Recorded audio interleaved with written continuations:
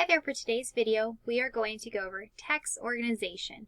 Remember, we went over this last week, and I told you every time an author writes a book, they organize it a certain way. Sometimes they want you to focus, the reader, focus on chronological order, the way they set up the story from first, next, then last, or sometimes they do it by description.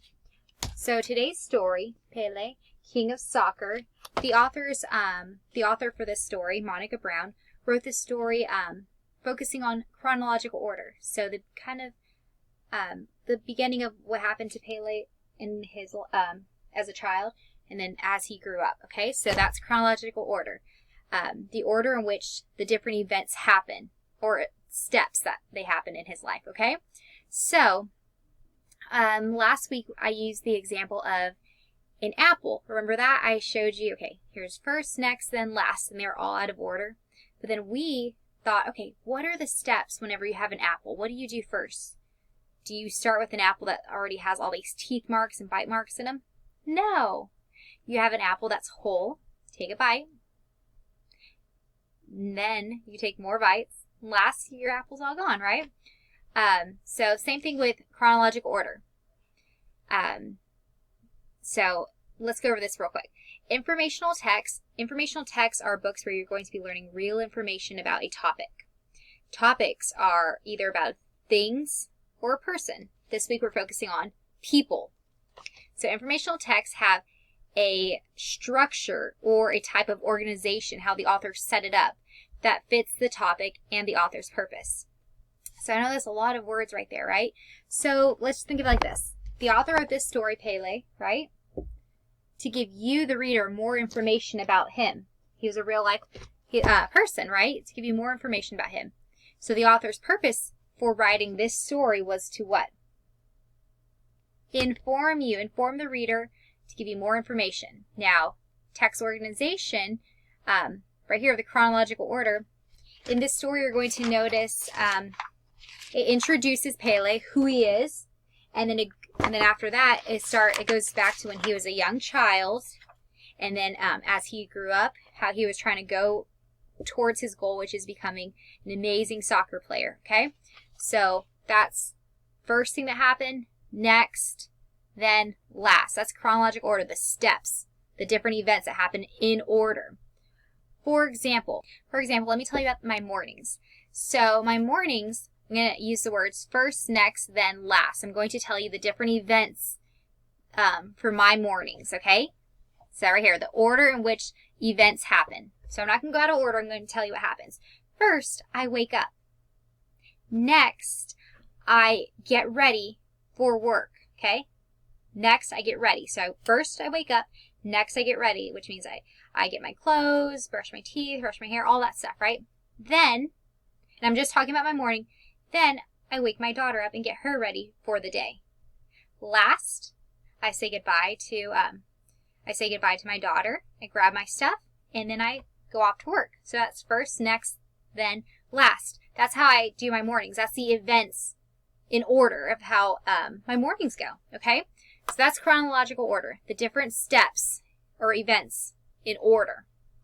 Now, authors, sometimes they're like, okay, how do I want to write this story? Do I want to tell the different events in order, or do I want to jump around? Well, this story today, and we read one last week, they tell the events in order from when he was young to when he grew up, okay? So right here it says, texts organized by chronological order tell about events in order. So, like I said, the story introduces who he is, and then it goes back to his childhood, and then goes from there, okay? They can also explain the steps to do or make something. So what that may be is a recipe. Let's go ahead and look at a recipe real quick so we get a good idea. Chocolate peanut butter cookie. So this is a recipe. Whenever you have a recipe or how to do something, you need to follow the steps in order, chronological order, from first, second, third, fourth. First, next, then last. You follow it in order. So it tells us right here what we need. 1 cup of peanut butter, 1 cup of sugar, 1 large egg, half a cup of chocolate chips. Do you see the numbers right here? 1, 2, 3, 4. Are we going to go out of order? Can we say, okay, let's start with bake at 350. Okay, then fold in chocolate. Next, shape cookies. Last, mix ingredients. If you did that, your cookies are not going to come out looking or tasting good. You need to follow this in order. First, mix all the ingredients that were listed up here. Next, fold in the chocolate. What that means is you have, once you mixed in all your ingredients, then you get the chocolate and put it in there and fold it and get it ready. Step 3, then you shape cookies. So you grab them and you start making little balls of, with cookie dough. Step 4, put them in the oven, which if this is something you'd want to do, you'd have to have your parent or guardian help you. And you cook for 8 to 10 minutes. So you need to follow these steps in chronological order if you want your cookies to, 1, taste good and come out looking good, okay? So that is what I mean by chronological order. You have to follow the steps. And sometimes in books, when the author writes these books, they write them in, they write the different things that happen, the different events in order. They don't go out of order, they do it in order, okay? Let's go ahead and quickly go over biography. All right, biography. A biography tells about the life of a real person. So yesterday we learned about Greta Thunberg, and we learned about who she was and what she did and why she was important, okay? Today we'll be focusing on Pele. So a biography tells about the life of a real person. So he is a real person. We are going to be learning these different things. Throughout the week, every time we read biography, you'll be learning these things. Why the person is important, events from the person's life, information about where the person lived, worked, or traveled. You may not always get information about where they traveled, where they worked, but you usually find out where they lived. Ways the person made a difference.